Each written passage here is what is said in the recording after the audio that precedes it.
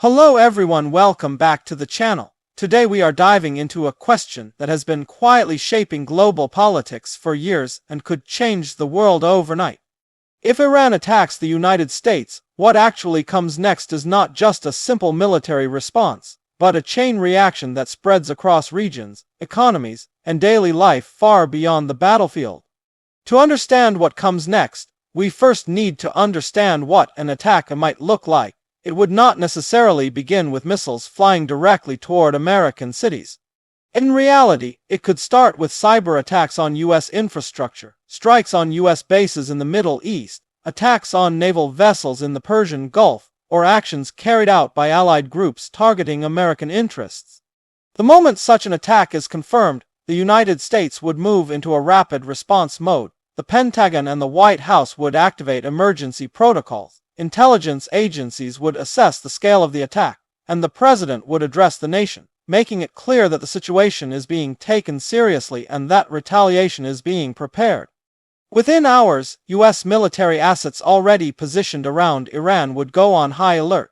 Aircraft carriers in the region would move closer, fighter jets would be deployed, and missile defense systems would be fully activated. The goal at this stage would be protection first, retaliation second. The initial U.S. response would likely focus on precision strikes.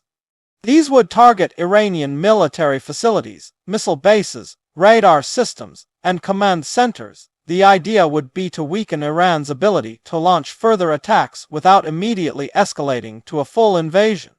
Iran, however, would not remain silent. Any U.S. strike would be answered with further actions. Iran could launch ballistic missiles at U.S. bases in Iraq, Qatar, Bahrain, and Kuwait. These bases are critical to American operations and would be among the first targets. The Strait of Hormuz would quickly become one of the most dangerous places on Earth. Iran could attempt to block or disrupt shipping through this narrow waterway, through which a significant portion of the world's oil supply passes every day. Even a partial disruption would send shockwaves through global energy markets. Oil prices would spike almost instantly. Gas prices would rise worldwide, inflation would increase, and stock markets would react with panic. This would not just be a Middle Eastern conflict anymore, it would be a global economic crisis unfolding in real time. At the same time, cyber warfare would intensify. Iranian hackers could target U.S. power grids, banking systems, transportation networks, and communication systems. The U.S. would respond in kind, attempting to disable Iran's digital infrastructure, media networks, and military communications. Regional allies would be forced to take sides. Israel would likely increase its military readiness and could carry out its own strikes against Iranian positions, especially those connected to proxy groups. Saudi Arabia and other Gulf states would support the U.S., but they would also become targets. Iran's allied groups across the region would play a major role. Hezbollah in Lebanon could launch rockets toward Israel. Militias in Iraq and Syria could attack U.S. personnel. The conflict would spread without a formal declaration of war, turning into a multi-front confrontation. Diplomatic efforts would not stop. Even as missiles fly, the United Nations Security Council would hold emergency meetings. Russia and China would call for restraint while criticizing U.S. actions. European nations would push hard for ceasefire talks, fearing the economic and humanitarian consequences. Inside Iran, the government would frame the conflict as a fight against foreign aggression. Nationalistic messages would dominate state media, and public protests would likely be suppressed. At the same time, economic pressure on ordinary Iranians would become severe as sanctions tighten and trade collapses. Inside the United States, political divisions would deepen. Some Americans would support strong military action, while others would question the cost of another major conflict. Protests, debates in Congress, and intense media coverage would shape public opinion day by day. As the conflict continues, the risk of miscalculation would grow. A single strike that kills too many civilians or hits the wrong target could trigger a massive escalation. The line between limited war and full-scale conflict would become dangerously thin. One of the biggest fears would be Iran's nuclear program. If Iran believes its survival is at stake, it might accelerate nuclear development as a deterrent. The US and Israel would see this as a red line, increasing the likelihood of even more aggressive military action. Humanitarian consequences would quickly become visible. Refugees would flee conflict zones in Iran, Iraq, and neighboring countries. Infrastructure damage would limit access to electricity, water, and medical care.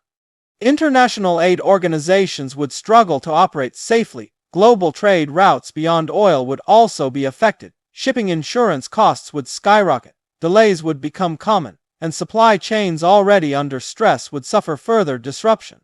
Everyday products could become more expensive or harder to find. As weeks turn into months, the question would shift from retaliation to resolution. Neither side would easily claim victory. The cost in money, lives, and stability would continue to rise, putting pressure on leaders to find an exit strategy. Back-channel negotiations would likely intensify. Neutral countries might act as mediators, quietly passing messages between Washington and Tehran. The goal would be to create a face, saving way for both sides to step back without appearing weak. A ceasefire, if achieved, would not mean peace. Tensions would remain high, sanctions might stay in place, and military forces would remain on alert. The region would be more unstable than before, with trust further eroded. If diplomacy fails, the worst-case scenario would involve a prolonged regional war. This would drain resources, destabilize governments, and create long-term security threats that last for decades rather than years. For the rest of the world, the lesson would be clear: a direct Iran-US conflict is not just a regional issue. It affects global energy, international security, and the everyday lives of millions of people who have nothing to do with the fighting. In the end, what comes next after an Iranian attack on the United States is not a single event, but a cascade of consequences. Military action, economic turmoil, political tension, and human suffering would all unfold together. This is why so many governments work desperately to prevent this scenario from ever becoming reality. Because once the first strike happens, controlling what comes next becomes incredibly difficult, and that is the real danger.